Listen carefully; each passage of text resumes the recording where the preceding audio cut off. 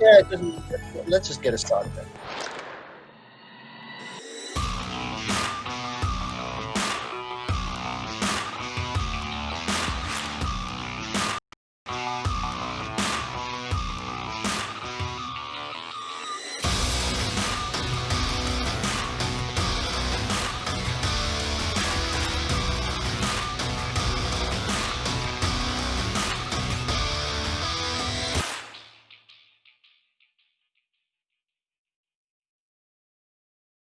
Okay, ladies and gentlemen, boys and girls, children of all ages, it's us.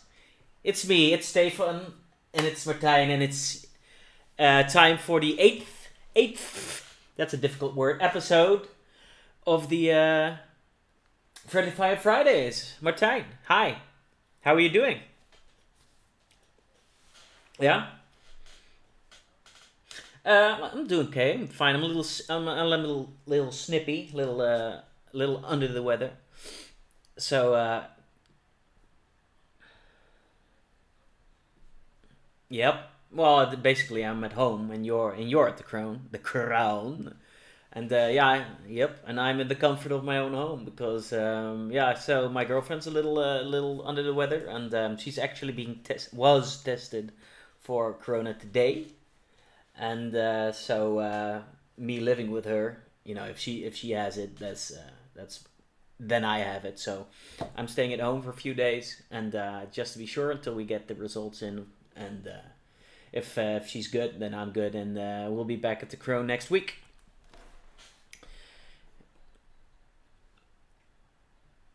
They can hear you. Well, Thank you. okay. They should be able to hear you now. Okay. Well then, okay. Yep. Very good to have you here, Stefan. So let's I'm very happy that we can, like technical stuff, we can still manage to do it from this in this way. yeah. I mean, Because doing it solo, I've done it 2 times. I've done it solo, and it just isn't that good. nope. So Nope, no, I don't know no. why. It's a lot more fun to do with both of us, and it makes for better, banter about stuff. Yeah, And indeed. yeah, so So Stefan, what we're gonna do today? well, I've got the agenda right here. So we've been talking a little bit about the COVID update. We've got some new info regarding mouth masks about that. We were talking about the Hanseatic Open that's coming up. We'll be talking a little bit about the trade day we had, and we'll be showing some pickies, some nice pictures of the results of that Mm-hmm. terrain day. We've got the pre-orders that are in, and we've got they have been delivered on a pallet, which is our first delivery that's big enough to be on a pallet. So that's pretty fun. Yep. And then we've got Achievement on yeah, and then we have we talk a little bit about Mohawk Gaming. He's doing a little marathon, painting a bunch of Necrons, and we'll have a interview with Joris, and Joris is the TO or one of the TOs for the Ninth Age. So we'll be talking a little bit about him, about what's Ninth Age, what's the tournament like, and what have you. And then we'll be doing your terrain talk. You're going to show off a bit of terrain you've been working on in the workshop again, and how to Yep. do it for Yep. yourself, and How to do it. how to do it exactly. And last but not least, we'll have a Rants of Fire or Rants of Fury, actually, Rants That's of true. Fury. So Yeah. yeah, Yes. And this week we're gonna do another orc again, right? yeah. So it's I've gonna I, be. I, I've decided. For Rants of Fury, if for the people listening, if you've got like a suggestion for Rants of Fury, I'm very happy. We are very happy to take that. But as long as I don't have a suggestion for next week, I'll just be working off all the things in the or codex that really get me furious. Yep. Yep. Yep. There, So there, there are some of them, right? Yeah. yep, So let's talk. What was there was the COVID update, yeah, right? the COVID Was the update. Yes. Yeah. So So, it's going to be. We had some news from the Amsterdam region as well, mm-hmm, and it actually did not change anything at all.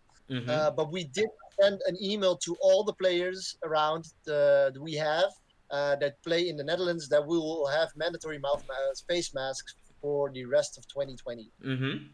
So and we had some people saying, okay, that means that I won't be coming because I don't like wearing face mask, which is fine. And there Hmm. were actually people saying, okay, now I'm willing to come because you take safety very highly in your events. So now I feel safe enough Yeah. to go to your events. Yeah. So Yep. it has its ups and downs. Yes. Um, and I think most sounds were very positive, and we are very happy to hear that. Yes, people have been very, yeah, like you said, very positive. You know, messages on our Facebook and what have you coming from the community. People are basically happy that we're taking extra precautions. A few of them are not, and that's fine too. But overall, it's been very positive.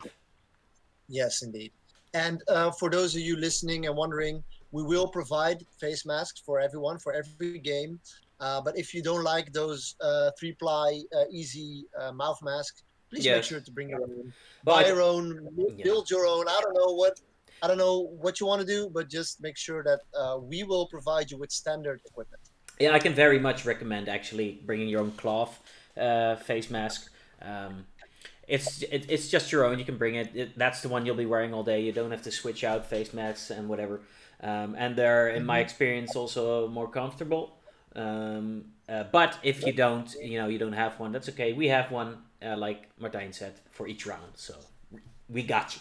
Yes, indeed. Yeah, We got you. Man. we We got you, got you. man. Now, we're actually very happy to tell you that the Hanseatic Open, we actually had the bigger rooms, meaning we will have to do, we'll let you know how everything works out, but that means that we can guarantee an easy 1.5 meters between everywhere you stand while playing. So Yep. easy 1.5 meters. So I we're very mean, happy to. the hall we use is like huge, right? And normally we're Yeah, now not. we have that's very huge as well. Yeah, So because we've reduced in the number of attendees, and so that's more room, and so we can make it more spacious.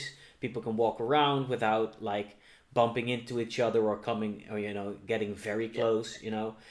We will have like some instructions on how with walk routes. Certain yep, routes you have to indeed. follow. Yeah, that'll be all good. We've poured a lot of thought into that one as well, and I think that will, well, hopefully, but I suspect that should go very smoothly if everyone Yeah, just keeps to those guidelines. There shouldn't be a indeed. problem because There in the should end, not be. in the end, we're all raring to get playing again. We all want to play some 40k games. We've been 40k starved, most of us anyway, for quite some time, and it's very nice to finally attend a tournament. And let's keep it safe, and let's let this be the first tournament that sets the right example for our next ones, so that we can actually have Yeah, next ones, right? Because that's the indeed, goal. indeed. We just want to make sure that we can give you the things that we always give, like the best possible tournaments, and that this simply means that we have to put some extra effort into it, but Exactly, it's no problem. exactly. We love to do So it. yes, Shall we yes. go to the next Yeah, next the next talking point point we is have? the Hanseatic Open is coming up. That's in what, 2 weeks, 3 weeks? Yeah, that's no. It's 1 week after the September event, so Oh yeah, uh, it's gonna be the 3rd and the 4th of October. yes, Uh, very so exciting. it's getting closer, and that's what I was talking about. That we made sure that we have an extra room. We made sure that we're working on sponsors right now, and actually one of the sponsors will provide all the players with a cloth face mask with a logo Oh, from the Alliance Open and sweet. the like the German Alliance Open logo and with his own logo. Oh, So we're very happy to have such a sponsor yeah, thinking with us on what yeah. to give. That's actually very So cool. that's yeah, Because and nowadays, face mask is kind of like an accessory as well. So it's actually kind of cool that we can have one. If you go there, you actually get a nice extra goodie. Um, yeah. is there, like the sponsors making face masks for everyone that's attending, or just the? Yep, yep. So, Oh, so for cool. everyone that's attending, plus a few extra for like the organizers, and so there'll be enough. So they'll get one because you can use them multiple times, but Cool. it's Like it. gonna be Yeah, I free. like it. Gonna be in the good. So we're So very yeah, happy to have those. yeah, it's coming up. I'm excited Um, actually. Tournament from the boys over in Germany. So that's I'm yeah, excited for indeed. that one. So Yeah. Austin is actually online right now, so he's also very excited. We completed the terrain document today, and we're gonna link everything into the rules pack Mm-hmm. either today or tomorrow because it takes a little time because I put it in Word and then I have to put it in the PDF. And Mm-hmm. since we have to like do this show, we always like there's always takes a lot of time, Yeah. more than people think. Very good. So those will be online soon, and there's no surprise there.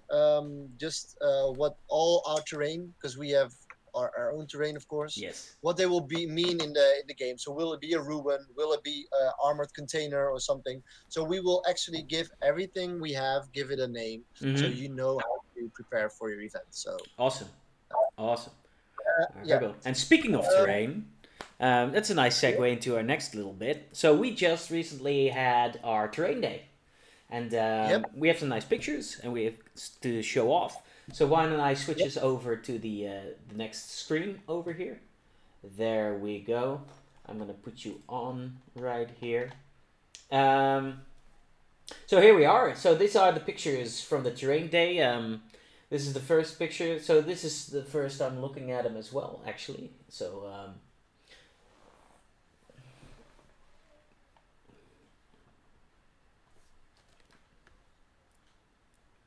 mm-hmm. Mm-hmm.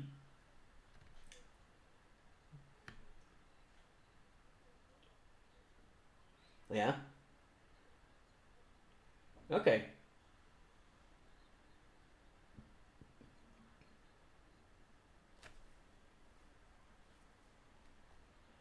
Yeah. It's like this arid wasteland, and yeah, very cool, very cool. All right, next one over is oh yeah, that's the stuff I've been working on actually. So the terrain day before our previous terrain day, we've been working on these bits of stone hills. That's for ninth edition, if I'm not mistaken, and I think I'm gone again. yeah, So you cannot I hear. saw it as well. But you should be back. I don't know why it's doing that. It's Okay, so so anywho's so this is the this is actually foam that I've been cutting with a foam cutter, like very good for your health. I was wearing a mask as well, and we after that we covered it in like this latex, right? Uh, yep, indeed. so oh, Uh, I'm gonna and go. then we sprayed it black Yeah. and then gray, like you can see now. So these are actually multiple stages of the terrain. Yeah. And during the terrain talk, I'll actually tell you on how to do this properly, so you can make sure that you can get your own. Yeah. I mean, it Uh, looks cool, right? I do believe we have like a finished picture of this later in yeah, the later on we'll have yeah. finish. We have But, finished pictures. but Yes, it looks pretty indeed. cool. So going over to the next one, which you've actually showed me like a few minutes before we started the stream, like the frozen lakes over here. And Yep. then in the back you can actually see the black undercoated ones. Those are still need to be finished. Get a little paint, and then at Yep.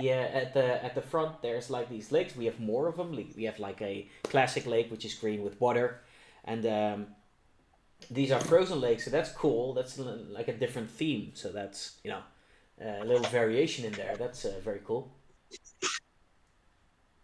Yeah, indeed. And I can actually CJ is actually walking in right now, and I'm just gonna ask him to give me one lake, and so I can show them to you later. I'll just show them to you later, but then you'll see what the finished result is All of right. everything that we built. So that's gonna be awesome. Okay, going over to the next picture. So yeah, these are actually the lakes that are gonna be like the classic ones with the blue water and the brown shore, so to speak.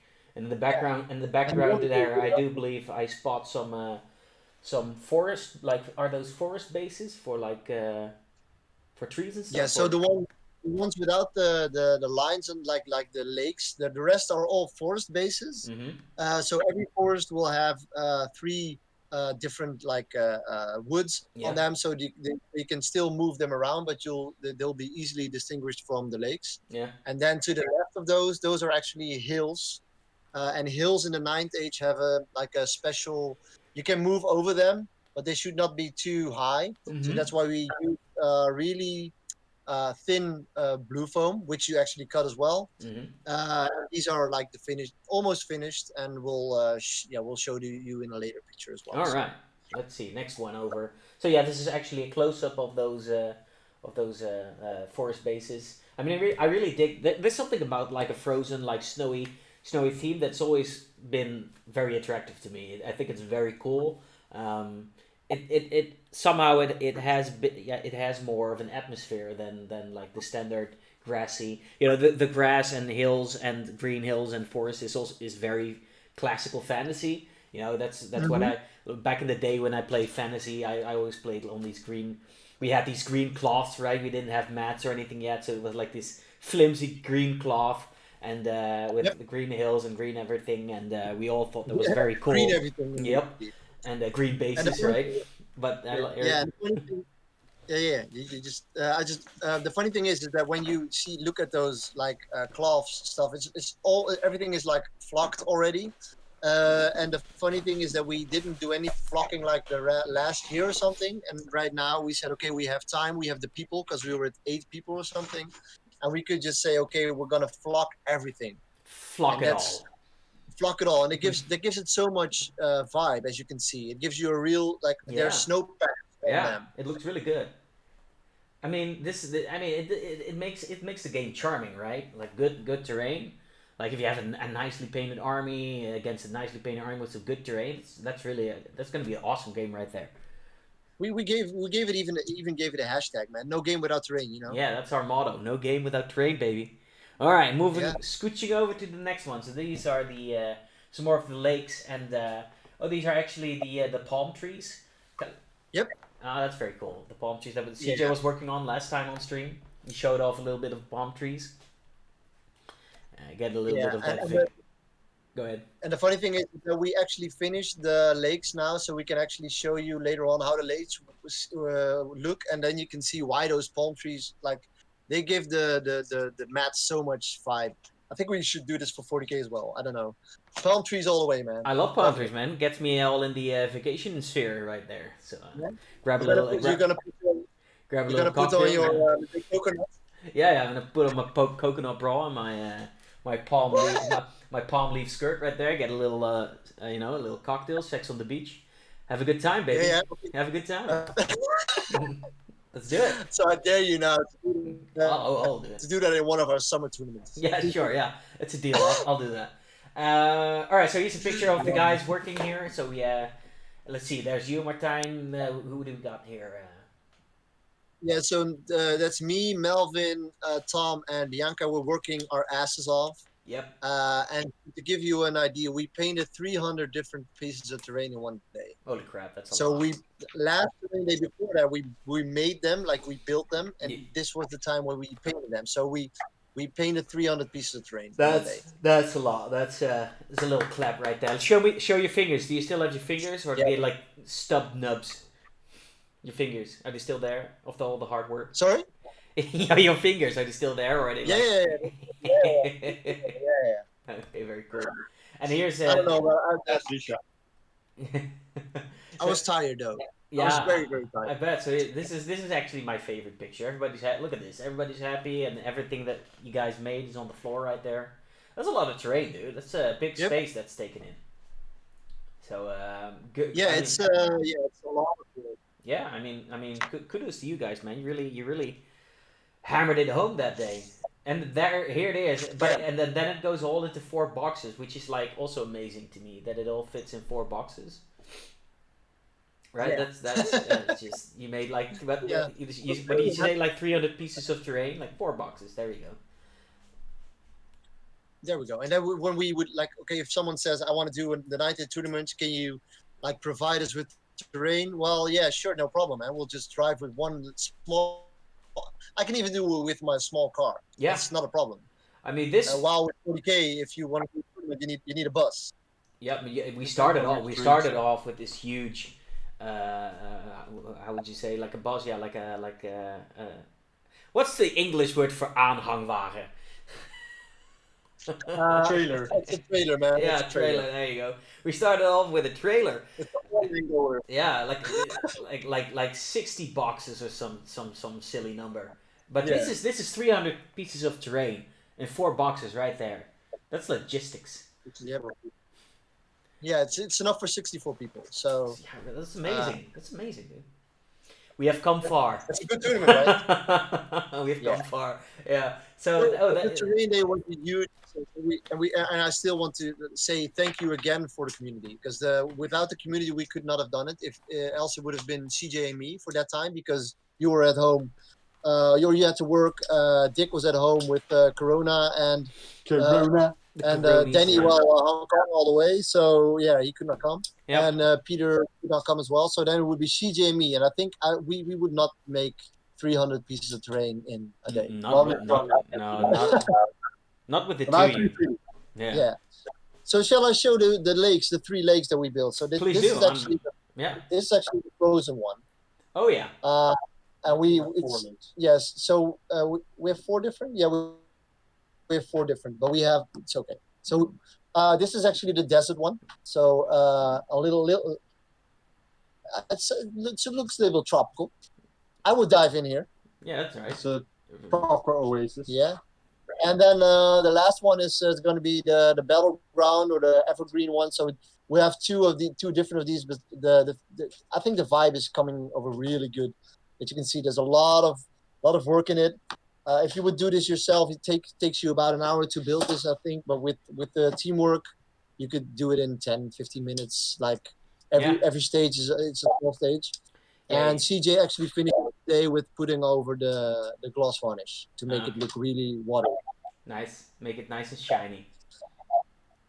So shall we invite the 9th Age man over? Yeah. Let me put on a little promo, and then I'll get us. And then I'll teach everyone how to build this terrain after that. Yep. Are you as tired as me of needing this much space to store your wargaming terrain? Well, not anymore. Because we bring you Ruins in a Box. This is a full 40k Warhammer table in a 9x9x9 box. Stores everything everywhere. What's your excuse? Is the stairs your #1 enemy at home?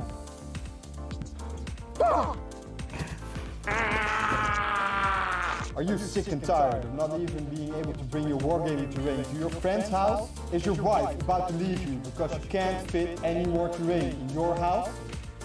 Are your friends sick and tired of bumping into you everywhere you walk? Have you been struggling with trying to keep your workspace clean? Struggling to keep your gaming terrain in order? Well, this is the solution for you.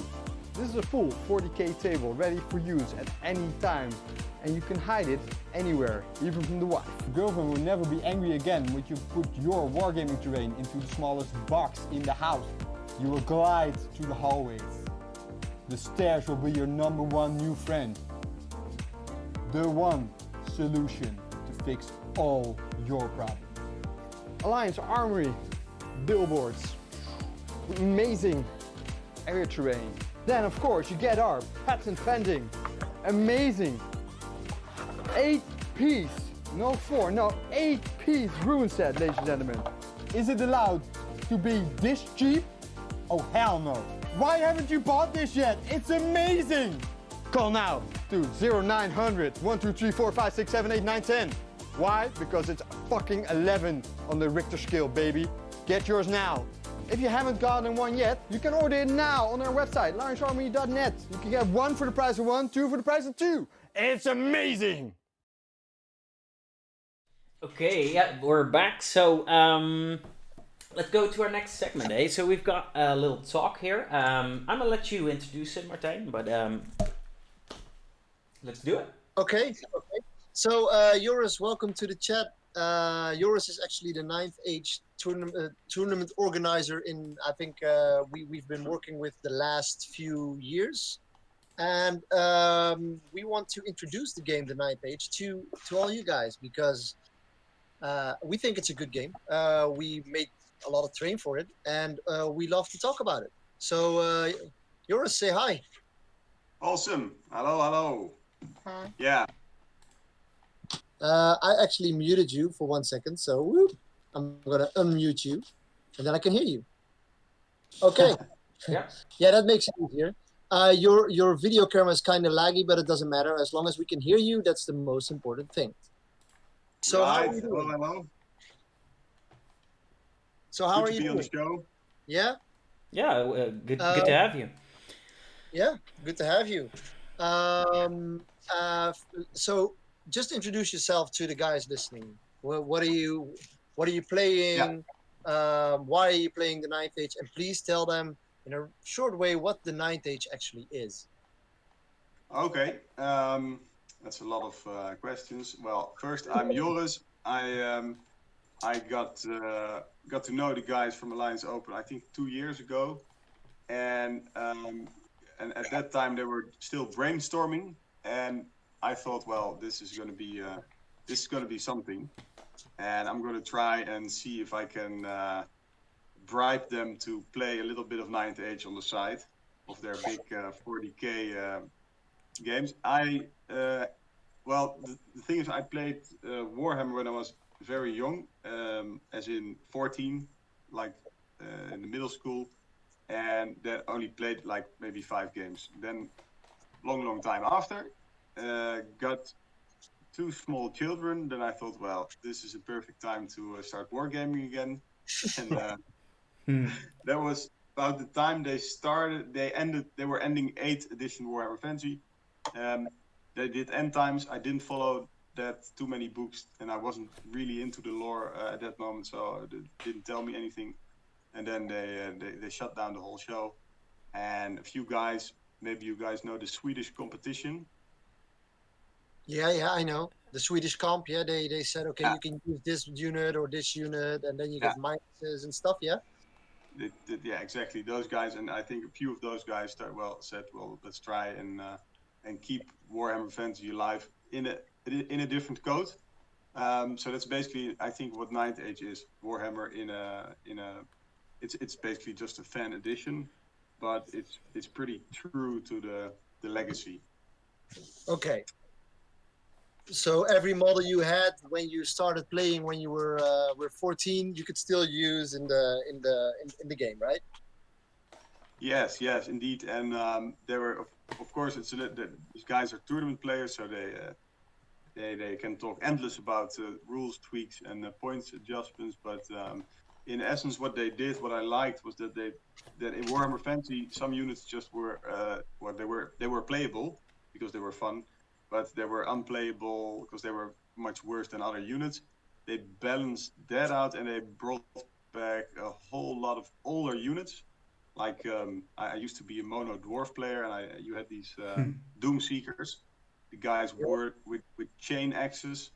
They didn't exist in 8th edition, and they brought all of those units back plus some extras. Of course, they also had to cut some stuff, but that's basically just small upgrades they cut because they were.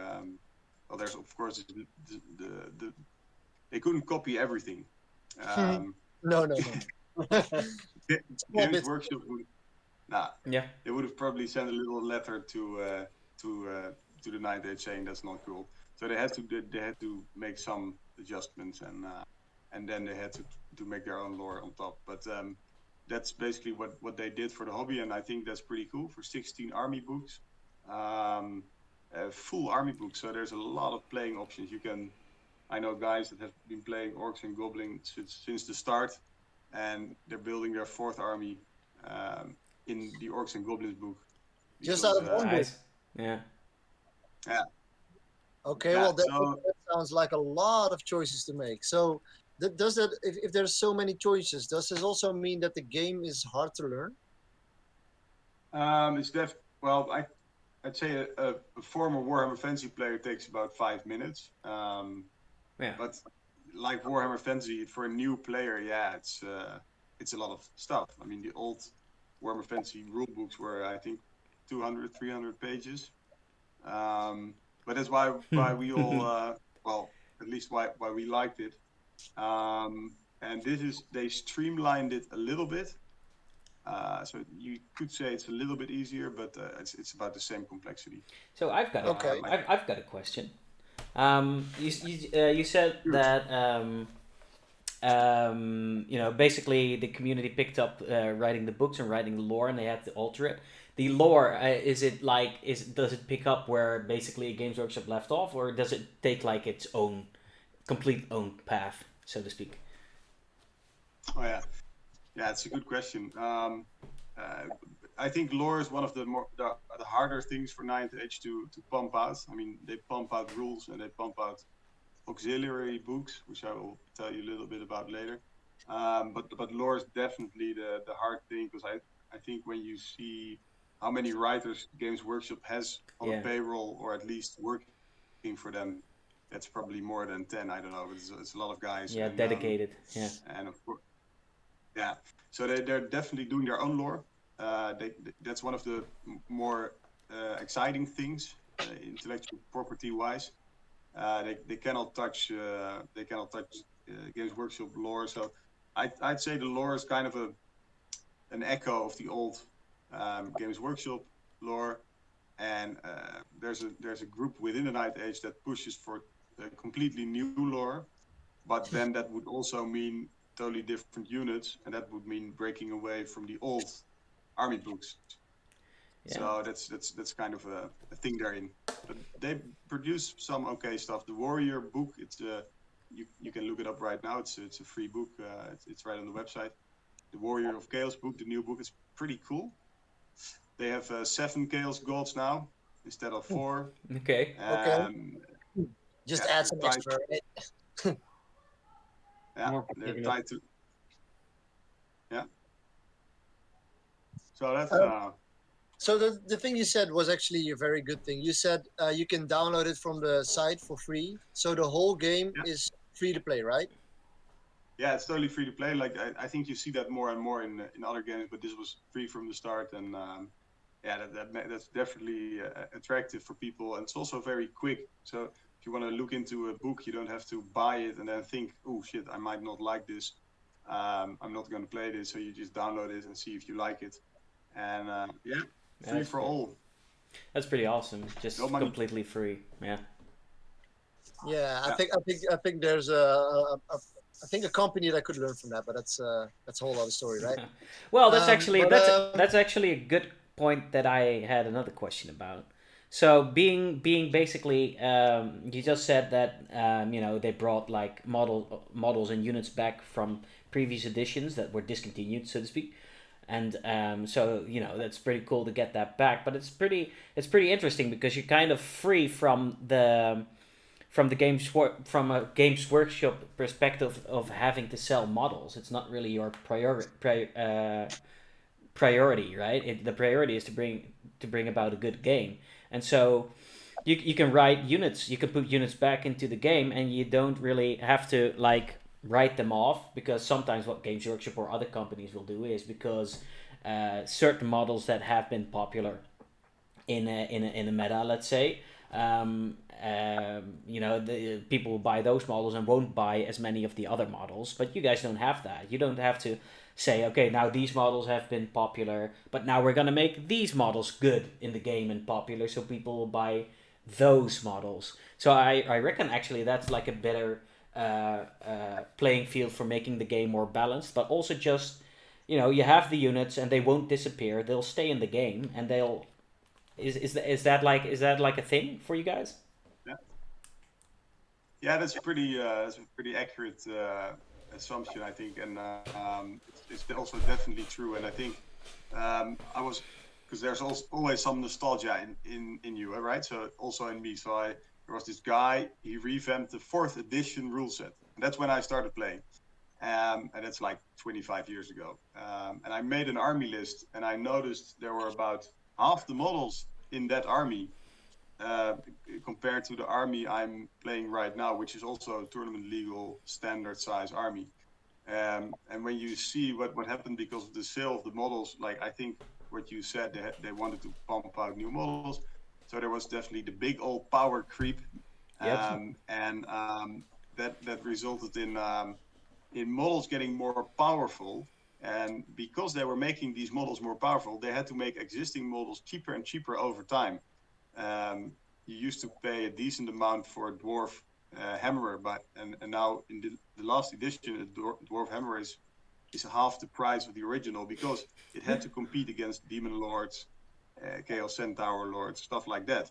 Yeah. So the power creep also resulted in more models on the table, I think, and that was the starting point for Ninth Age. They didn't tone down all the power levels; they kept it at the current Warhammer Fantasy 8th edition power levels, which I think is Warhammer on steroids still, but and they definitely had some options. So they definitely made other weird models powerful, intentional or unintentional. And then you definitely see also on Marketplace those models disappearing and being bought up very quick, like Undying Dynasties, that's the Tomb Kings. They were top tier for, I think, 2 years. And the prices for Undying Dynasty models, they just skyrocketed. So although they don't make money on it, you still have these models that are incredibly powerful sometimes. Yep. And then they tone them down after a year or something. So, Cool. Okay, but so that also means that there's a lot of models that like are discontinued by GW or by another company. That if you want to have that model, you have to either convert it or get it from a third party, or maybe you cast it or somehow. So isn't that a problem for the community at the moment? or you bleed on eBay, that's the popular option. And that could be a problem, but actually Games Workshop still makes a whole lot of old models. If you look at it, if you look on their website, and then you have the eBay and the Marketplace, which is a big source. But for new players, that's not so attractive. They want to buy new stuff sometimes. And so that was one major thing for the Ninth Age. So what they did, and I think it's very smart, and you can also visit it on the website. It's on the main menu. It's the miniatures tab, and there's a huge amount of miniatures per section, per model, and there are all these nerds working on it. So it's constantly updated, and there's like 60 choices for a dwarf infanterist. It's insane, and I hate half the models. I think they're dog ugly, but hey, you got to give people a chance to get into the game. And there are other indie models that are very good, like Mom Miniatures and the Spanish companies. They're doing really well, which is nice to see. I think 3D printing is like a godsend for the Ninth Age then, because it just opens the doors for models being printed for stuff that currently wouldn't have any models, or only have one model and you'd like some variation. I think that's a very positive thing. Yeah, definitely.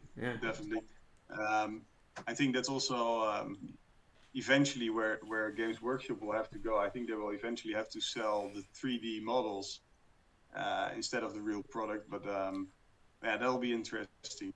Yeah. So we have a little CJ behind me, but well, that happens sometimes.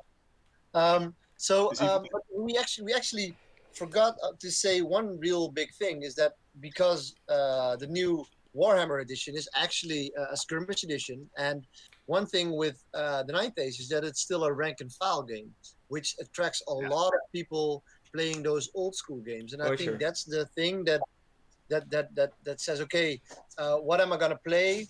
And I can really understand that people are drawn to the rank and file system.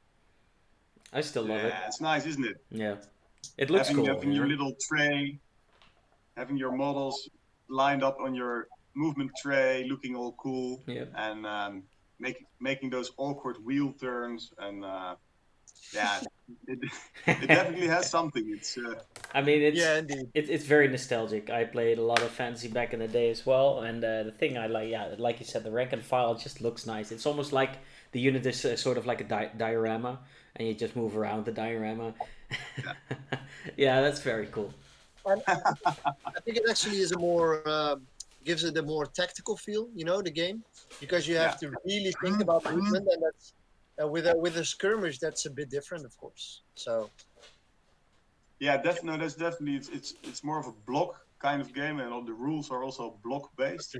So it has that tactical, well, a bit chess like feel to it, and I don't know how they solved that in Age of Sigmar. I heard it's pile in and it's moving and charging all the same, but they kind of bypassed the whole. Can I make this? Can I fit in with 2 units? Can I? And that they did Yeah, that very smart. you I can think. just do everything you want. That's basically as you can basically say I can do everything I want with a model as long as I keep coherency. It's usually it's very good. Yeah, That's smart. Kimo says it's like advanced Tetris in the chat. So that's kind of true. Like your units getting your units into Yeah, somehow. Yes, I agree.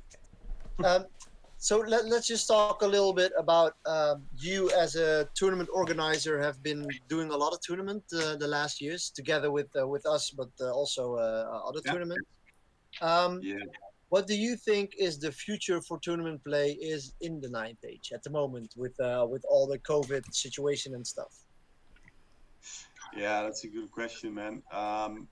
I know that people are dying to get games in. Yep. Literally, they're trying online gaming. Even guys who hate it try to online game. So, and we get together now. The first months, nobody dared to go anywhere. So, but after a few months, you saw some kitchen games and some house room games, and now this is basically the first tournament. And I think it's insane how quick we were up to 55 people, so almost practically full. That is for ninth age, and yeah, I think that shows how much people actually want to get together with a big group of guys, having fun, seeing everybody you know, and talking about how crazy they painted their witch elf and stuff like that. Yeah. Yep, indeed. And I mean, this year we actually wanted to organize WTC, of course, but it was sadly it was canceled. Um, but that actually meant you can go. We could do this tournament. We will do in a month, actually, in exactly a month. We'll be having this tournament. Yeah, cool, man. And, Looking forward to it. yeah, and that actually means it's part of the Dutch ranking league, right? Yeah. Yeah, so that's the Dutch ranking. We started that this year. It wasn't the best year to start in hindsight, but what we tried to do is bring all the tournaments in from the whole country and combine the ranking. So basically, when you score on a tournament, you get your list gets your position gets entered into a database, and we rank who's the best 20 players, and at the end of the year, they get invited for the Dutch Masters. There used to be something like that, and we were restarting it. Just after the summer, it was very close call. We would have canceled it, but then this came along. Bloodstorm said we're still going to do it, and then here Hugo Waard said we're still going to do our tournament, and then Utrecht said we're also going to do our tournament. So basically, it just need a little kickstart. Maybe Alliance Open did that. I think it led by example by just going on, and of course there was some people were scared, but at the end everybody's really happy, I think, and I hope we see some crazy mouth protection. Yeah, we're actually very happy to still go. We could go on with this stuff because we were like, we missed the community.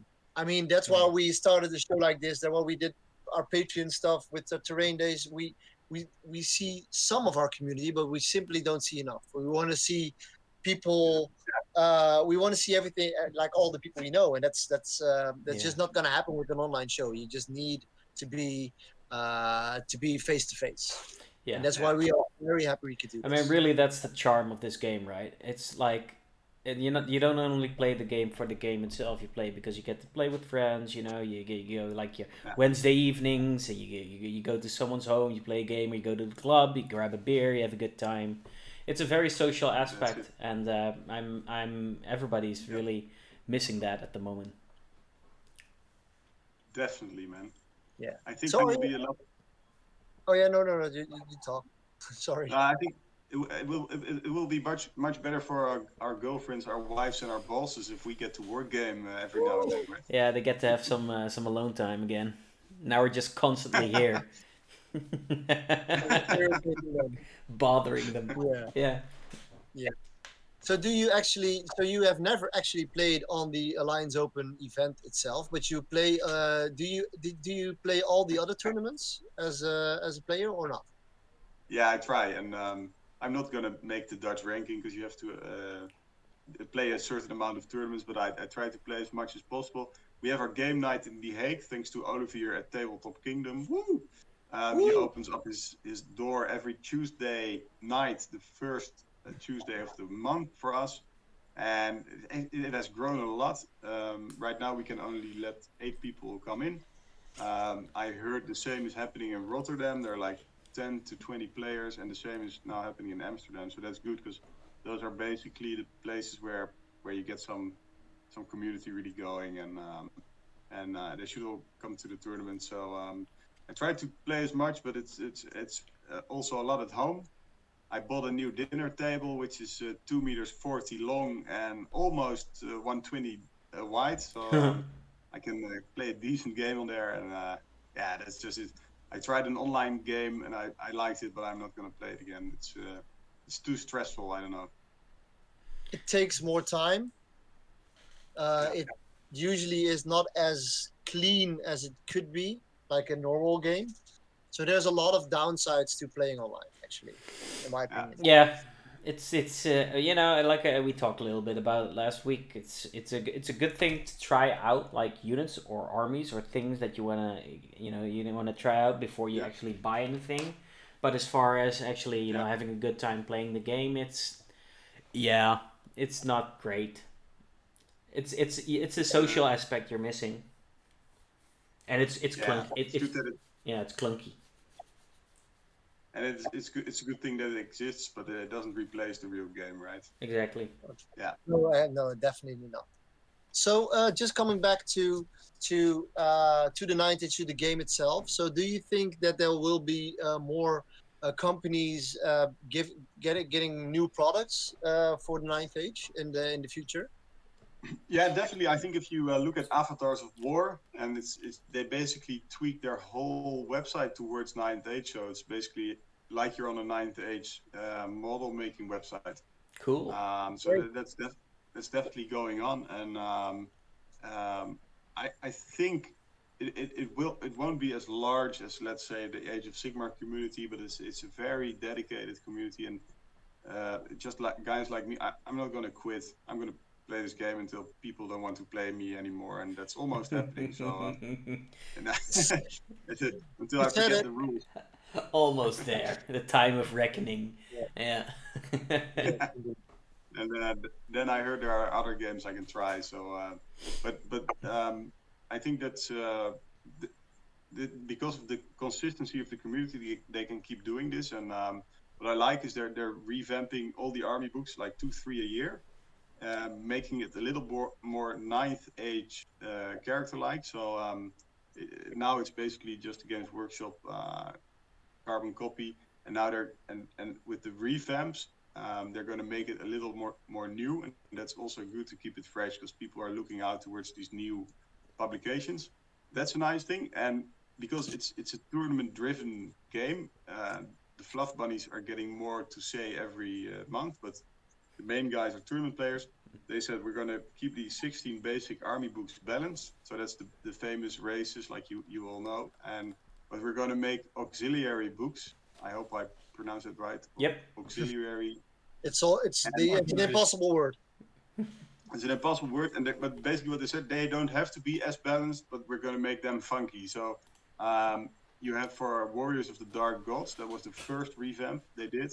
You now have the Asklanders, that's basically the Vikings with a Jotun and crazy big giants in there. Cool. And they brought out the Makar, which is basically the Mongolian horse, which is a very fast cavalry army with special deployment options. So that's little cool stuff. And all the tournament organizers in the Netherlands decided we're going to allow all these books as long as they're somewhat balanced within our tournament. So we can play everything except the last Giant edition, because there was a 1 April prank. They made a book with a giant for each of the factions. So you have the factions that normally have giants like orcs, but now every faction had a giant. The dwarves got a huge Slayer giant, which was an unbreakable giant, which is the worst idea ever. But Worst idea ever. Okay. Yeah. and they made it into an auxiliary book, and that's the only one we didn't allow. But the others you can play. So we got quite some Viking armies coming in now. It's cool to see. Awesome. Very good. Okay. Nice, yeah. Okay. I'm just looking at the questions we like. I send you, and there's one thing that there's two things I still want to know. So, what are the largest tournaments in the world? I mean, is it like our tournaments, or are there the bigger ones? I would love to say it's your tournament, Martijn, but the WTC was actually one of the largest. So you had that. You might do it soon. I recently found out that in France there's the Interregional. It's 339 age players. Oh damn. It's part of a larger event with other gaming systems, I heard, and so that's a big one. And in the United States of America, they have I always forget the name. It's a huge event, and there's also a huge night age tournament. Cool. But other than that, it's the WTC, yeah, and the ETC. And the ETC, of course. Yeah.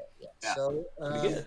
So that is I had a lot of information I didn't know actually. I mean, I talked to you a lot, but there are still things I still didn't know about the auxiliaries and stuff. So we're very happy to hear that. And now I'm just gonna ask you if there would be a battle in the Ninth Age, and you would be one of the heroes, and you didn't know what you were gonna meet. What weapon would you bring to the battlefield? Oh. That was a surprise question. That would be a huge orc axe. A Blunt huge from the orc axe. Okay. Yeah, definitely. Okay. That always works. I mean, That always the works. slightest cut is deadly, right? It's like poop on it and stuff. You'll just get like poisoning and stuff. It's not sharp. Yeah. It's not sharp. It's deadly. Yeah. An orc axe is actually just like a big club, really. It's like you said, it isn't sharp. You just swing with it, and it hits hard. You really hit a nerve there with Stefan. He's very happy to hear this orc stuff. Yes, I approve. It gets him going. The war Well, boat. we're always here for you. Thank you. Yeah. Thank you. I appreciate it. Okay, so yours. I want to thank you for this awesome talk. I learned a lot. I think Stefan learned a lot as well. Yeah, for sure.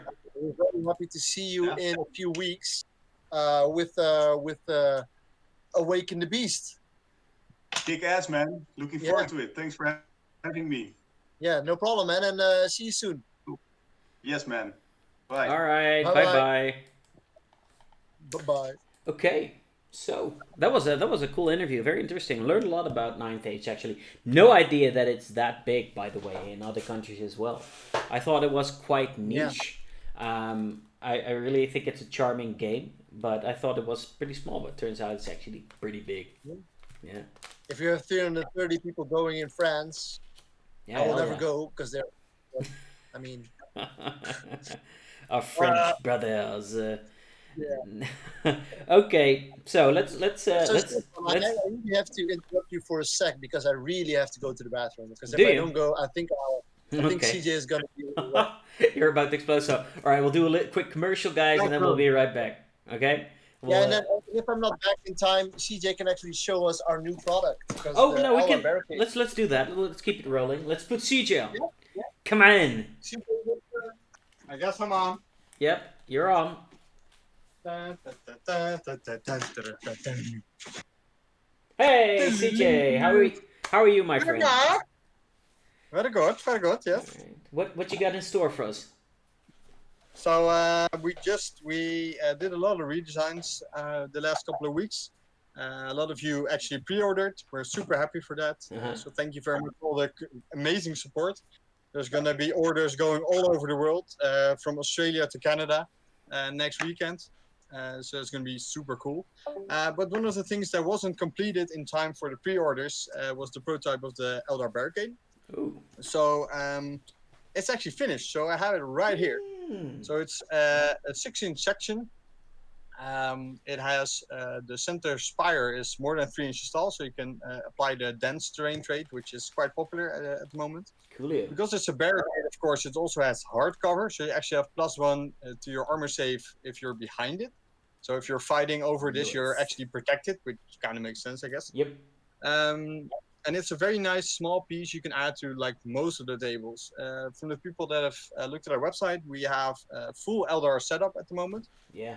which has all the current pieces we have, plus the new Eldar Forest, the Elven Forest, sorry, and of course the now awesome Elven Barricade. And it is a piece that's quite new to us. Like in 8th edition, things like barricades weren't really effective, right? It's Nope. like Didn't do a very lot. cool. You have Yeah. a little piece of terrain there, which really does nothing Yep. except for infantry. Yep. And right now, with all the new rules, with the new updates, with the terrain traits, a lot of terrain became a lot more interesting. So things like forests are a lot more playable now. All our forests are at least 5 inches tall, so you could even play them as obscured if you really wanted to. Yeah. So Okay. yeah, there's Yeah. a lot of options when you look at the terrain setup for 40k with 9th edition. Of course, we're making sure all those new tables and new setups, which were already on our Instagram account, are available for upcoming events. We're trying to get some of the new stuff finished for the September event, but it's definitely going to be ready by the November major. So that's going to be pretty cool. I'm really excited about that. Nice. I don't know if Martijn gave you a numbers update for the No, actually, we Super didn't. Major. No. So how many tickets do we have left? This is probably not a lot. It's only 42 tickets left. It's only no, 42. Okay. From the top of my head. We're getting there. So we're almost sold out. That's Yeah. pretty cool. Yeah, it is pretty cool. Like even especially in these times. I mean, it's scary, like we all know. But we've taken all possible precautions. So like we've already discussed, there's a face mask mandatory for all events for the near future, up until the point where it's safe to not wear them again. We're really like I'm the guy that makes all the layouts for all the events, like all the floor plans. Yes. So one of the things that I was really busy with the last couple of weeks was making sure that all the events have the proper spacing, have enough room to walk around, but also just stand and play. Yeah. The new table sizes, like the 1.50 m, actually helped a lot because you need less space per table, so there's more room around it. So that really helped. So for all our events, I'm happy to say that every layout has at least 1.5 meters everywhere, Mhm. and most like walkways are like 2 meters plus, so you can actually walk in opposite directions, so you don't have to go in circles. Okay, that's I nice. mean, it yeah. might be good for us war gamers to walk more, to be fair, but yeah. it's not necessary. I was all the actually time. thinking the exact same thing. You might need to do like a check-in system. Yeah. So like if you have like 10 rounds, you get like a free drink. or yeah, something. like a little You walk it off, zigzag pattern and stuff like like a little that. splash of water. Yeah. Everybody gets a Fitbit. Fitbit, yeah. Sweet. Or we can do like a push-up station where you have to, if you want to go like the opposite direction, you have to do 10 push-ups. Oh, that sounds like That might be good. I know a lot of people there are not going to walk against the grain if we do that, which is good because that makes it safer. Yeah, exactly. So yeah, it's been quite a productive couple of weeks. Like it's been summer break for me and Martijn. We're both teachers, so we had a couple of weeks off. So we really used that to prepare for the events. So we built a shit ton of terrain. Nice. We saw the 9th age update you did with Martijn earlier in the show. But we're also working on a lot of 40k terrain. Most of that is in the building stages right now, or in the prototype stages. So that's going to be shown off in the next couple of weeks because we're working on the first like painted prototypes for that as well. So we can show like the full tables. Most of you, I think, have seen the Necron table, the new one. We're gonna see if we can get that painted up as well as the completed Eldar table now. So there's going to be a lot of like new setups to try out, and also for you guys to test out at home. If you have the appropriate terrain, of course you can buy it, or you can use like pieces you already have to get a similar layout going.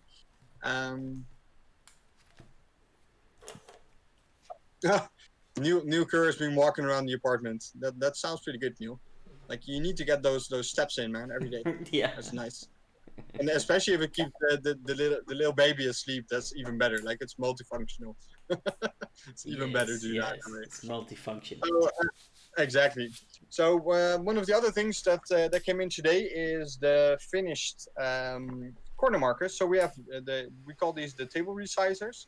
So you get, if you buy a set of these, you get 4 corners like this. You put this in the corner of your existing 6x4 mat, and you actually get, if you take the inside corners of the 4 pieces, when you place them in the corners, you get the new dimensions. So the top portion is 6 inches long, right? So that's the amount of space you lost. The small section is 2 inches long. Mm-hmm. But we were thinking you might want to use this in the game because it's in the corner of the table most of the time, right? Yeah. But it's still useful if you want a deep strike.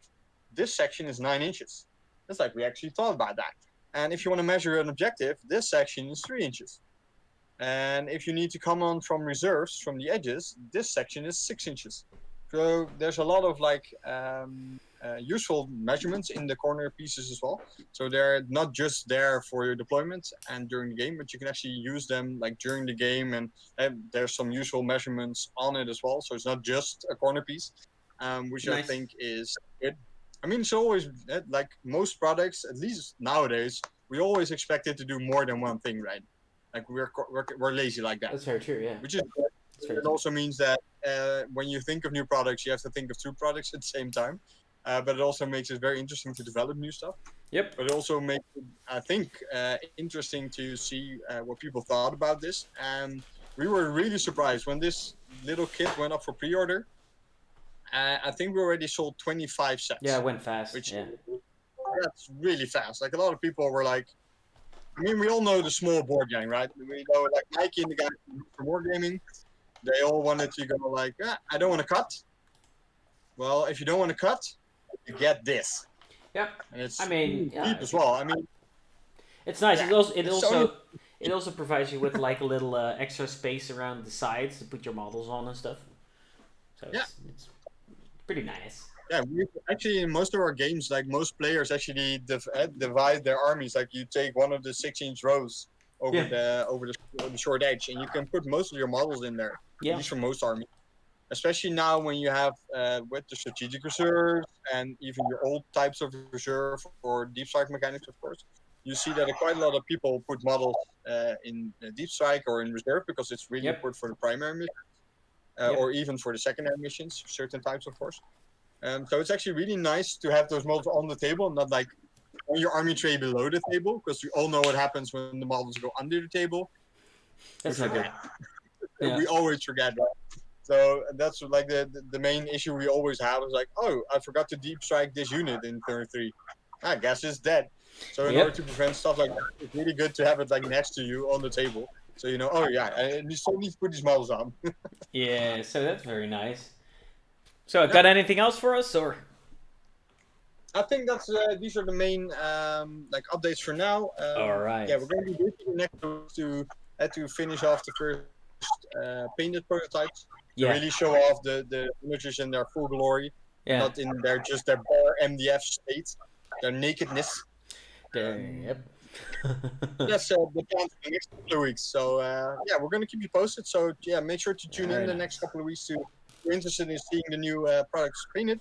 And of course, if you want to check out all the other cool stuff we're doing, go to our website. So we're going to hand it over Martijn just ate a salad in like 6 minutes flat. Yeah. So I think he's ready. He's fueled again. Yes. He's hulking out right here. I mean, you've seen Martijn. Like, I don't know how Martijn hulking out, what that looks like, but like a scrawny Hulk. Very ready for him to hulk out. Yeah. You don't want to know. He said that I don't want to know. I think I might wonder. Gotta keep that. It's a secret, apparently. Okay. All right. I like that. Thanks, CJ, for the update. So, yeah. See you guys. Switch room. Good job. Bye. All right, and Martijn's back. Here you are. So we're now. So you had your break. You had your little salad. Yeah. Nice. Did you toss the salad before eating it, though? I needed that. I actually I forgot, and I not forgot to eat, but did you toss the salad? Somehow I forgot to get my salad while I came here, and I was like, okay, well, I can go to get the salad now but it was raining like Cats and dogs. cats and dogs, Yeah, it's and bad orcs weather and outside. goblins. And everything. Oh, sorry. Give me one sec. What's going on? Yours is breaking in. Yours is breaking in. I don't know. Okay, so I guess it's back. Okay, so I came back for my big ass terrain talk, Yep. Go for it. and I came back for showing you how we did this kind A of little stuff. show and tell. Yeah. Yeah, so we made these hills for an infinity event, and we needed to build these in about half a day. You need to I was hold like, it okay, high. how I'm do I gonna. do this? I'm gonna. You need to either hold it higher or just put down the camera again. Yeah. Gotta put it like this. Yeah. So this is what we use for hills. This is a small one because I don't want to put a big one in the screen. But this is actually blue foam. This is actually just blue foam. Yep. And blue foam is a type of styrofoam which is very dense, because you can hear it. It's very dense and it doesn't break. If I do it like this, it doesn't break easily. It Easily. starts off as this, Yeah. as these big pieces, and it's usually used as isolations for roofs. The thing is with this stuff is that it's still styrofoam, so you want to make sure that if you use this, you can seal them. You're gonna seal them very good. If you don't do that, it's gonna be the end of your styrofoam. So actually, what we did when we built these, there are a few things you could do. You could use a knife, and I'm gonna ask CJ to give his knife because it needs to be a sharp one. Nifa. It's gonna be a very sharp knife, and this actually is good enough because it doesn't need to be long. What's going on? Because if I over put there? this, if I'm gonna put this through the blue foam, I can actually, it's gonna look like this. I can actually just break it. It's gonna be like this. Actually, it's not too. I can actually just break it like this, and it's actually very, very Actually, yeah. straight. Pretty clean cut. Yeah. Yeah, it's straight enough to use for terrain. When you're gonna use this, you'll probably need one of these, and my advice is to make it like a really sharp knife. Don't use a bread knife or something. Just use a Stanley knife or a hobby knife or something, which can cut it straight through. Yeah, no serrated blades, like clear, just straight. Yeah, edge. just straight edge. Yeah. bread And knife. then when you have the piece you want, because this would be a very small hill, but that's no problem. If this is the piece you want, you're just gonna make a little bit more natural, because this doesn't look like a hill to me. This looks like something else. Like a triangle. So what you can do is just gonna cut it off with, Looks like a triangle. yeah, it looks like a triangle. Just cut it off with a knife, or you can use a foam cutter. A foam cutter actually is just a simple piece of wire cutter, which became hot because of electricity. You can buy them very cheap at a hobby store for about 10 euros, or you can invest in a very good one and make sure that you have those have a longer lifespan than those cheap one does. But if you just want to try for the first time, please use a cheap one. This will cut straight through, and it'll actually seal it as well. This is not sealed, but I'm gonna show you how to do that. When you have made your natural form, the thing that you actually want to seal it in a very easy way. At Alliance Open, we did it like the easiest way possible, and that's actually this. It's just a big ass paint pot with structure paint. If you use structure paint, you don't have to put any sand on later on, but you can always use sand later on if you want to. For more texture. Yeah, there are multiple ways of sealing it, because you can always use PVA, or you can use a filler you can buy at any Home Depot store. But this for us has become the easiest way to do it. The good thing about it is that it gives structure, but you can always you can apply more, and it gives you more structure, giving it a more natural feel. Because if you look at this, you can see this actually has a very sandy structure, and it's actually very hard because it's latex, and latex gives you a nice cover up. So this actually, I have to put some real effort in it to destroy it and make the blue foam cut out again. I'm not gonna do it because I don't want to see any blue, but it actually, you need to work it really hard to get that. When you're done with this, we actually gave it a little color. You can buy these. This is about 50 euros, but it was a very good This is a quality paint with a very good structure, and we actually put some brown or some black pigment in it, so it'll be gray already. So you don't need as much primer as you normally would. If you painted it, after that you just prime it black straight on.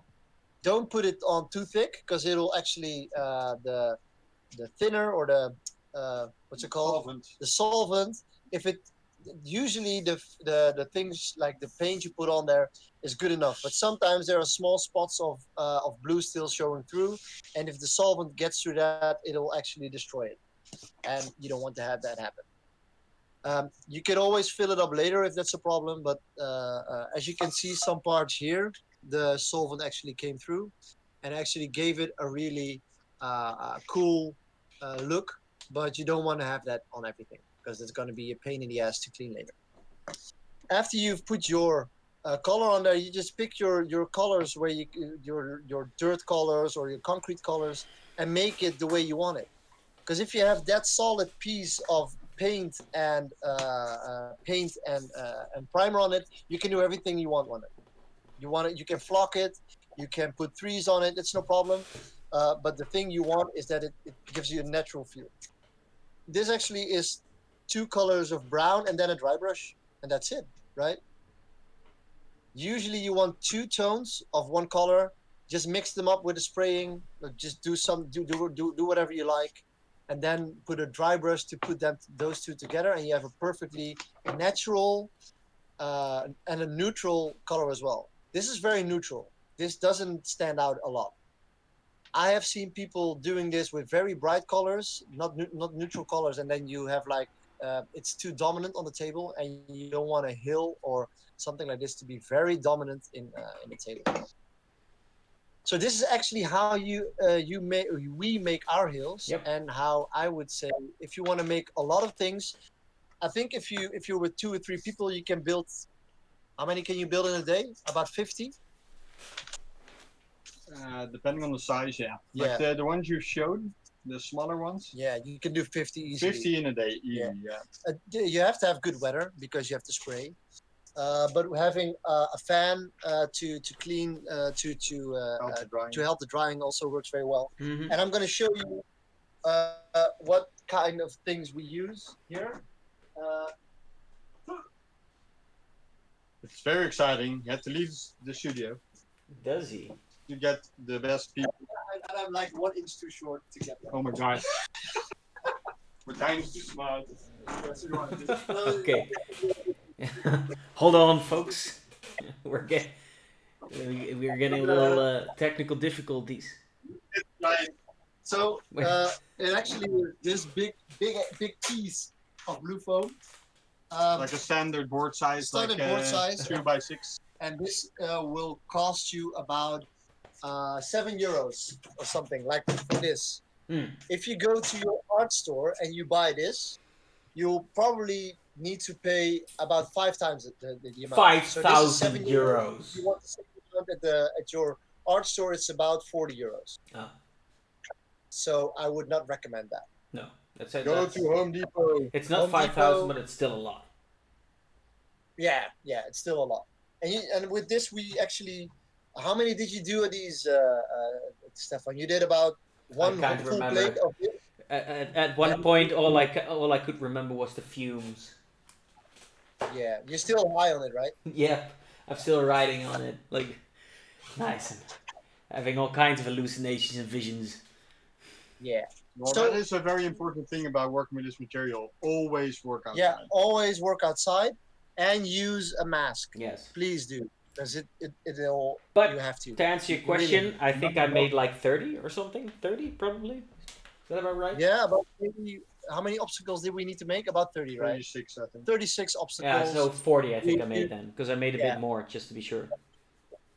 So it was very easy to make, Yeah, in one afternoon. and in one afternoon Yep. easily. And the good thing about these are hills can always be used in all games. Actually, I think you can use them in 40k. You can use them in Age of Sigmar. You can use them in the Ninth Age. You can You use can even them use as, them in Infinity, which we used before. So Legion, whatever. any game you want. Like a that coast- has, like Give levels to any table, which is good, right? and you can actually hide a normal piece of infantry behind here. So That's- Flood of that's Red good. asks, is the terrain all just hill shapes or any other structures? No, we got lots of stuff. I don't know, what are you asking for, like 40k or fantasy? I mean, we've got hills for fantasy, we've got lakes, we've Yeah, got like We've got all our forests here. yeah. Uh, We've got ruins, buildings, barricades. behind here we have. Yeah, I can actually give me 1 sec. I'm just gonna give you the link to our terrain document, and you can actually see everything that we have. And it's gonna be on right now. There you go. So this is our terrain document for the upcoming events with all the rules. So you Yep. can actually see it. You can take a peek. Okay. I think that was my terrain talk for today. If you have any questions, or if you want to know how we build something or how CJ does his magic, just ask us and we can actually do it next week. The magician will never Um, tell. We'll tell you how we flock, how we do all the sanding, which colors we actually use for making this look very natural and stuff. So just we have a week, we have a show every week, and everything that you ask us, we'll try to provide for you. So just let us know, man. Yep. Got any questions? Just put them on chat. Yeah, it's no problem at all. You done? I think it's. You Do done? you think it's time? Yeah, it's time. Yeah. All right, it's time. All right, so everybody cover your ears. Okay, here we go. Rants of Fury.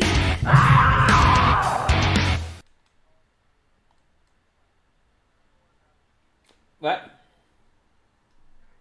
Yeah, I'm back. Yeah, I'm back. We're back here. Okay, so I'm gonna put you on as well, Martijn.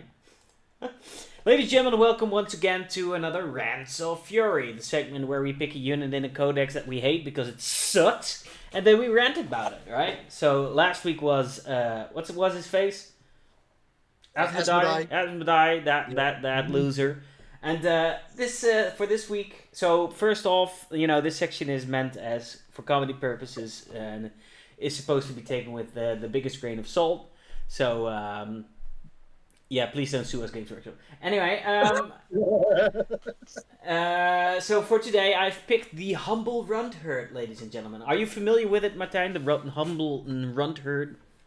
I'm not really familiar with it, No? but I have never seen it on the table actually. No, so. with good reason. Well, let me just read you this. So a Rundherd. This is a little bit of its lore to get an idea of what a Rundherd is supposed to be, right? So a Rundherd, or plural Rundherds with a Z, also known as a slaver, is an orc odd boy who has the patience to take care of his clan or warbands Gretchen and Snotlings. The characteristic weapons are whips, grabber sticks, and grot prods.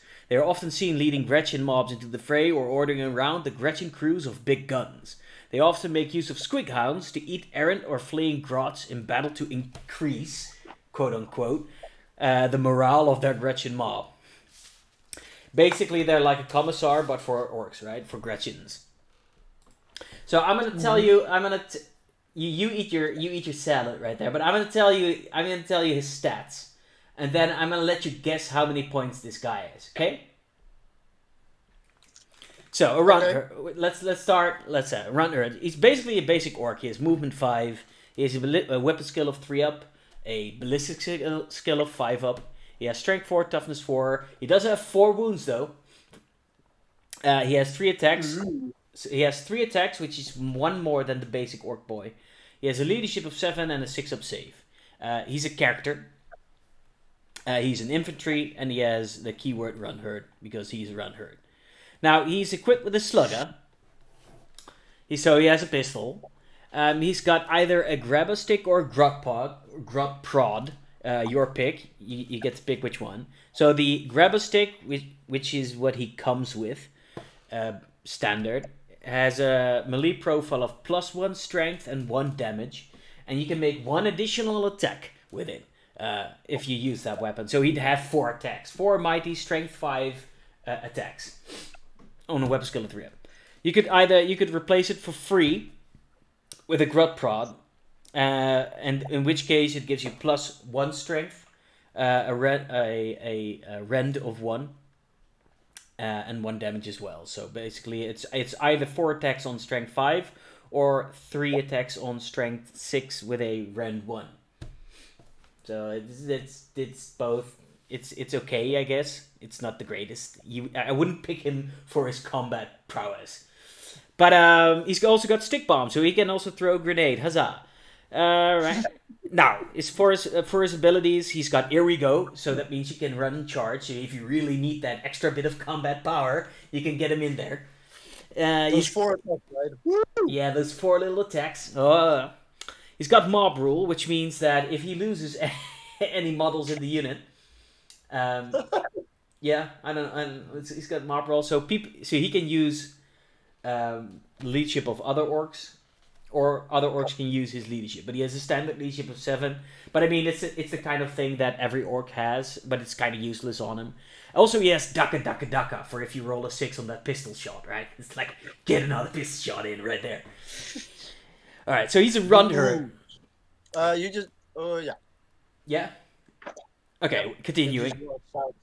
Okay, so he's a run herd, which is why you would take him, although I'm going to refute that later on. So he's a run herd, which means that if your army is battle forged, you can include at least 1 unit, or if you include him, and your army is battle forged, you have to include at least 1 unit comprised entirely of Gretchen. So to put it simply, for every run herd, you need a unit of Gretchens.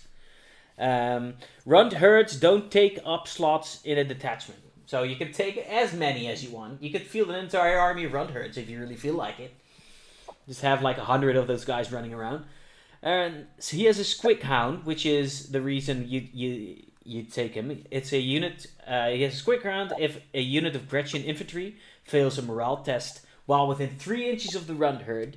You get to instead remove D3 models from the Gretchen infantry unit, and they will count as having instead passed the morale test, right?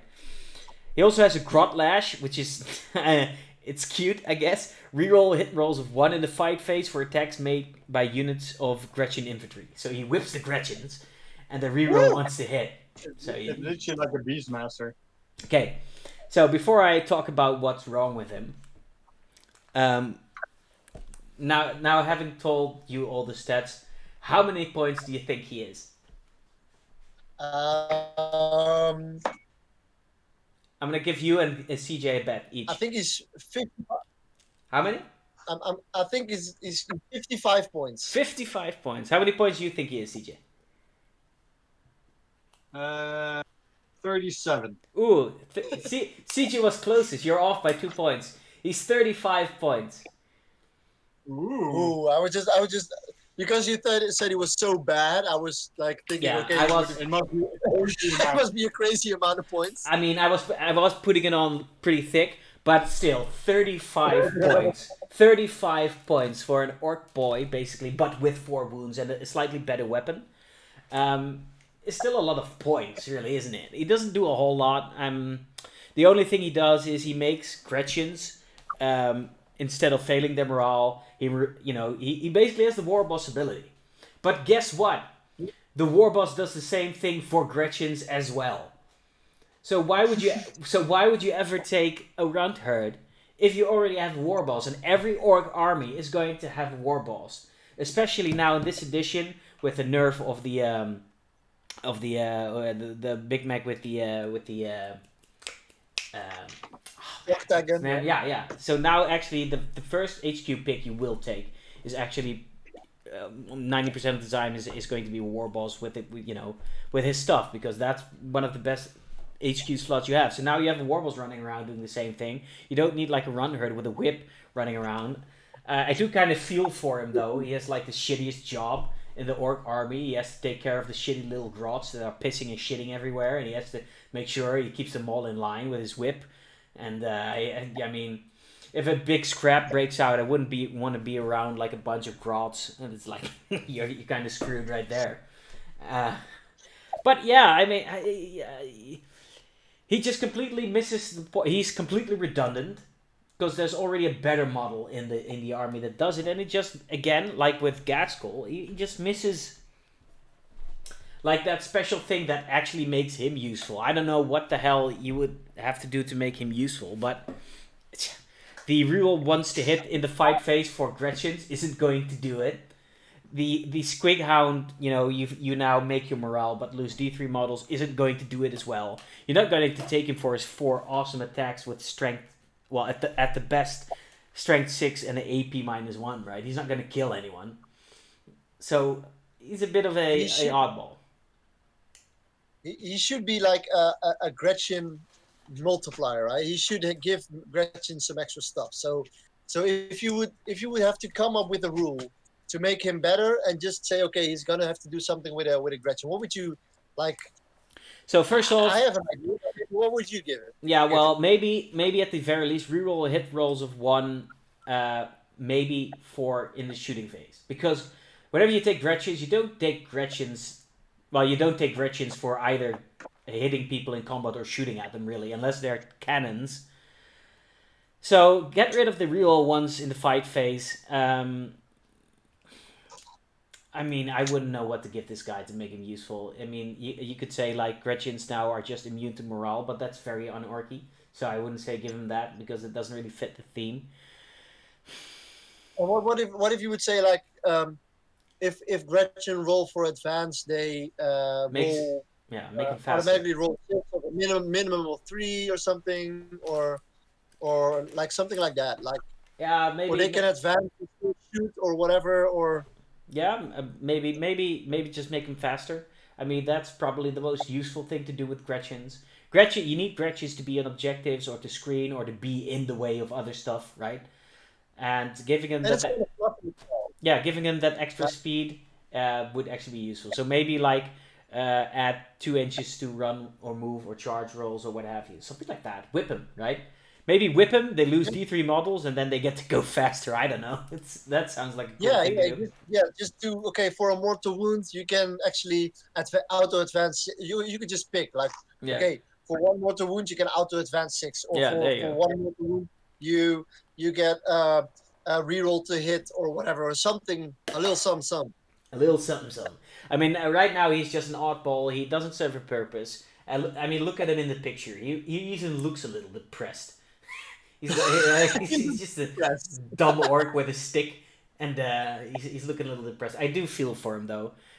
They used to be useful because, if I'm correct, the Warboss morale ability didn't used to work on Gretchen. Yeah. So at that point, that wasn't 8th edition. It was even pre-8th edition, I do believe.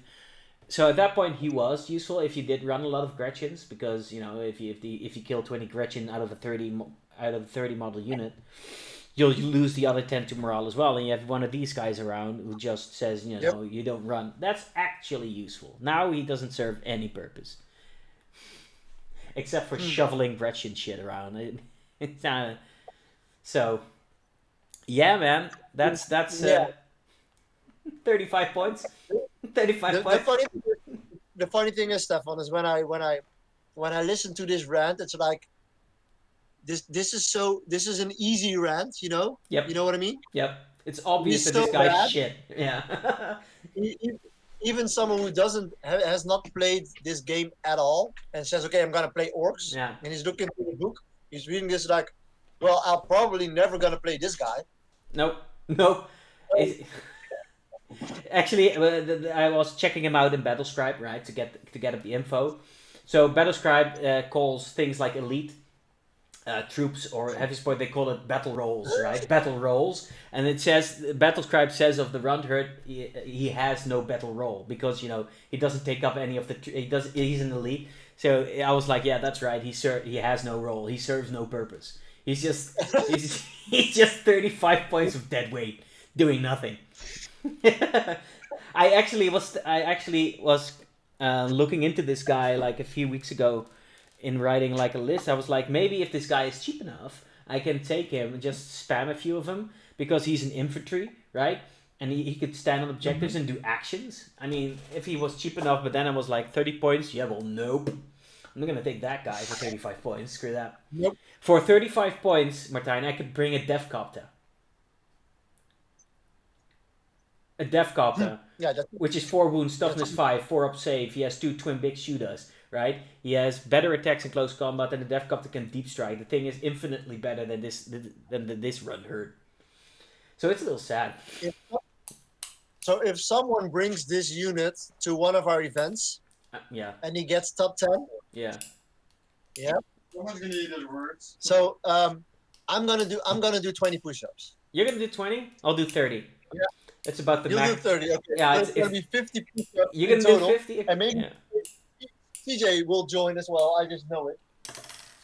How many push-ups? I'll do 1. CJ will do 1. 31 51 push-ups, everybody. By bringing Okay, 50. Yeah. one turn to any of our events. Wait, we And become yeah, top 10. yeah. So an event with like less than 10 people, because then it's like now they win, right? Well, next tournament, I'm just gonna bring a run herd myself. I'm gonna win. I'm gonna win, and I'm gonna do the 30 push-ups myself. Yeah. Yeah. Just, Okay. oh well. That Yeah. sounds like a perfect plan, man. Yep. All right. So, Okay. well, So, yeah, ladies and gentlemen, so that's our rant. ladies and gentlemen, this was the round. Games Workshop. Okay. All right, let's go back. Okay, we're back in the main Brand new stream. pack. Yeah. Yep. So this was our talk. It was a good talk. I think we talked about a lot of interesting stuff again. I really liked our talk with Joris. He told us a lot of interesting stuff about the Ninth Age, and I had a good time. Yeah, me too as well. Let's hope next week. Let's hope you get some good news tomorrow, Yeah, and that your girlfriend does not have the Rona, yeah. It's either yep. because then you have to be quarantined or check yourself before you wreck yourself. Oh, yep. So let's hope, and then we'll be back next week with the both of us, hopefully in the same spot. Yep. Always better. For sure. And we're gonna talk, and I'm actually gonna try to talk with Jan Willem from Warm Underworlds. Okay. Very cool. Underworlds. Yeah. So that's the thing that we want to talk about, and we're gonna talk. We're gonna do some pre-tournament talk, because hopefully we'll get some first lists, maybe, or maybe some we can talk about. Yes, sir. For sure. And we'll set up a new Rants of Fury. We'll set. So if any of you know one model you want to rant about, or maybe I can ask CJ to rant about something, because he's good at it. I think I'm gonna do the Beastmaster because that seems appropriate. Okay. Maybe not next week, but it's not a real problem. But he Hey, Stefan. Yeah. Guess how much a Beastmaster is? Is he also 35 points? No, he's 45. 45 Oh. points. But is he better than a run herd though? I think that's the debate we're gonna have. Yeah, Or- that's debatable. Yeah, or less worse. I think the correct term is. Yeah, less ball. Yeah. So next week, guys. Next week. All right. So, ladies and gentlemen, Okay. thanks for watching. We'll see you guys next And- Friday. Peace out. Martijn and Steven and CJ signing off. Have a good weekend, Yeah. everybody. Laat CJ laat. Wave at the people. Bye bye.